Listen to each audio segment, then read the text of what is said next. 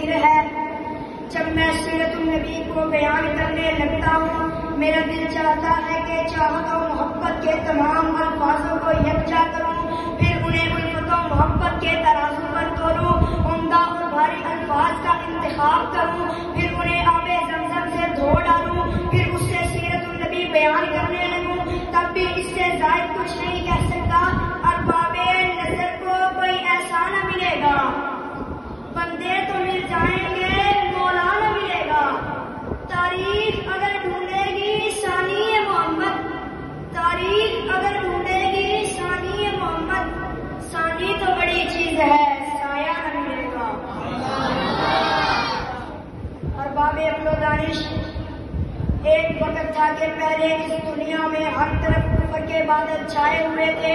ظلمت کے گٹاٹوپ اندھیروں سے ہر کی دھرتی سیاہ ہو چکی تھی، ایک الہ کو چھوڑ کر سینکڑوں معبودان باطلہ کی پوجا پاٹ کی جاتی تھی، معمولی باتوں پر سالوں تک لڑائی چلتی تھی، ہر کوئی ایک دوسرے کے خون کا پیاسا تھا، توحید نام کی کوئی چیز نہ تھی۔ پھر ایک ایسا وقت آیا کہ کائنات انسانی کی کایا پلٹنے لگی، جو کفر کے بازار گرم تھے ان میں موتی چمکنے لگے، میرے آقا پر پتھر برسانے والے پھول برسانے لگے۔ ارشاد ہوتا ہے لقد من اللہ علی المؤمنین اذ بعث فیہم رسولا، اے لوگوں میں نے تم پر احسان کیا، تمہیں امام الانبیاء خاتم النبیین پیغمبر عطا کر دیا، میرے نبی کی آنے کی دیر تھی، کائنات میں روشنیاں چھا گئی، میرا نبی اتنی شان و شوکت والا، اتنی عزت و رفعت والا، جس کے اوصاف و اخلاق کی قسمیں قرآن مجید کھاتا ہے، جس کے چہرے کو قرآن پر سہاگ ہے اسے ختم الرسل کہتے ہیں، جس کی زلفوں کو قرآن پر نہیں کہے اسے ختم الرسل کہتے ہیں،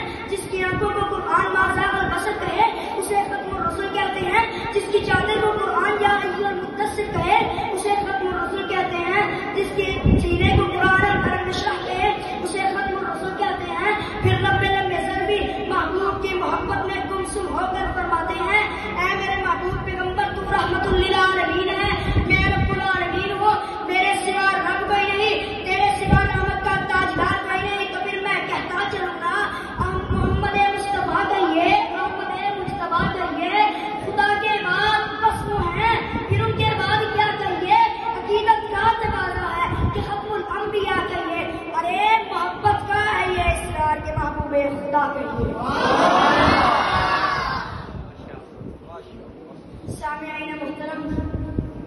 میرے نبی کا جمال و جلال ستلاخ چٹانوں کو سرات بنا دیتا ہے، میرے نبی کی حیا و پاکیزگی قیامت تک آنے والوں کی حیا کی خیرات باندھتی ہے، میرے نبی کی بے تاج بادشاہی کے سامنے تخت و تاج والے بھی فقیر بن جاتے ہیں۔ جی ہاں، میرے نبی کی صداقت کی جھلک دیکھنی ہو تو صدیق اکبر کو دیکھنا پڑے گا، میرے نبی کا عدل و انصاف دیکھنا ہو تو ابن خطاب کی سپریم کورٹ میں آنا پڑے گا، میرے نبی کی حیا و پاکیزگی کو سمجھنا ہو تو ابن عفان کے در پر دستک دینی پڑے گی، میرے نبی کا عدل و انصاف دیکھنا ہو تو حیدر